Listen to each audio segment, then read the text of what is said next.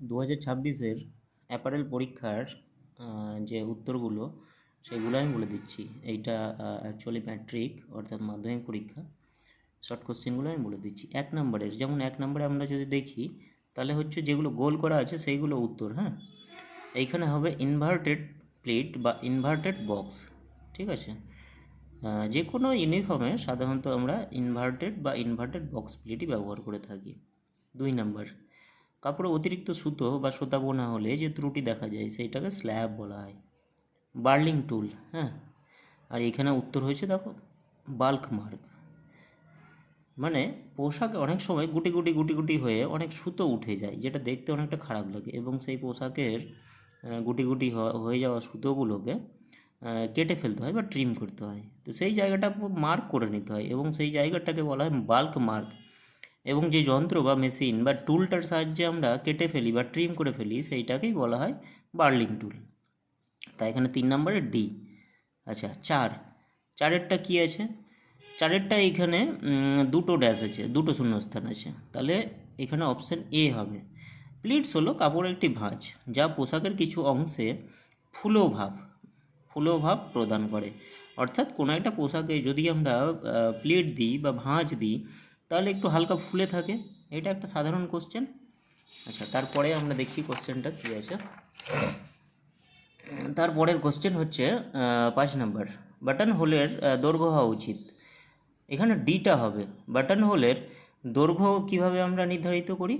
যে বোতামের যে প্রস্থ, যে প্রস্থ আছে সেই প্রস্থের থেকে কয়েক বড় নিতে হয় আমাদেরকে, কয়েক মিলিমিটার বড় নিতে হয়, অর্থাৎ হালকা সামান্য একটু বড় নিতে হয় যাতে পোশাকটা কুঁচকে না যায়।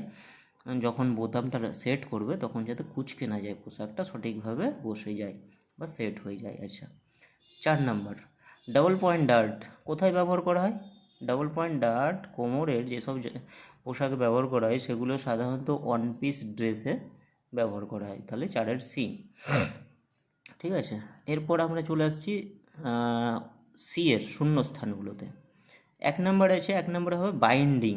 হ্যাঁ, আমরা জানি যারা ইন্ডাস্ট্রিতে কাজ করেছে তারা জানে যে নেক লাইনের ফিনিশিং দেওয়ার জন্য বাইন্ডিং মেশিন ব্যবহার করা হয়, অর্থাৎ নেক লাইনে শেষ করার জন্য শর্টকাট একটা পদ্ধতি হচ্ছে বাইন্ডিং, যেটাকে ফেসিং বলা হয়। ঠিক আছে।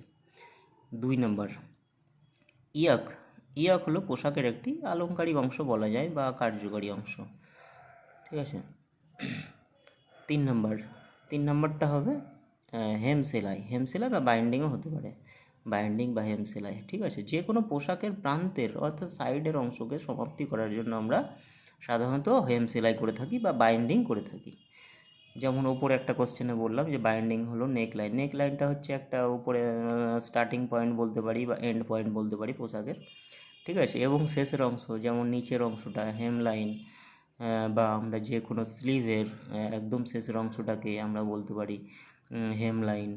ঠিক আছে, তো সেইখানে আমরা হেম করে দিই বা বাইন্ডিং করে দিতে পারি, অর্থাৎ যেটাকে আমরা বাউন্ড সিম বলি সেইটা।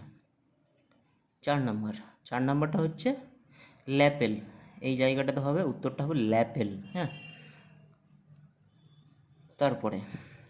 তারপরে আমরা ডিএডটা দেখব, স্তম্ভ। ঠিক আছে, একেরটা হবে ডি। ঠিক আছে, 2-এরটা হবে সি, 3-এরটা হবে বি, 4-এরটা এ এবং 5-এরটা হবে 5-এরটা এখানে সি লেখা আছে কিন্তু এইখানে হবে ই, 5-এরটা হবে ই। ঠিক আছে, ব্যাস এইটুকুই। অন্য একটা ভিডিওতে বড় কোশ্চেনগুলো আমি অ্যান্সার করে দেবো সময় পেলে।